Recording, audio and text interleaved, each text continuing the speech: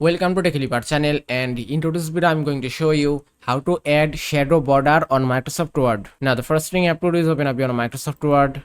Now from here open any document. You can see in my document a border is already created or inserted. You can see it's a simple 2-line border. Now if you want to add any shadow border, just click on design tab option. Now here at the right side you can see page borders option, then just click here. After that you can see this window, and at the top you can see 3 options: borders, page border and shading. If you want to change your border style to shadow border, you have to just click on page border tab. Now here you can see 5 options: none, box, shadow, 3D and custom. You have to just select shadow from here and then choose your shadow color. You can choose any color as you like. If I select it and then click on OK, and it's done. You can see in my border shadow has been added successfully. And that is how you can add shadow border on a Microsoft Word. I hope this video was helpful. If it was, please give it a thumbs up and don't forget to subscribe.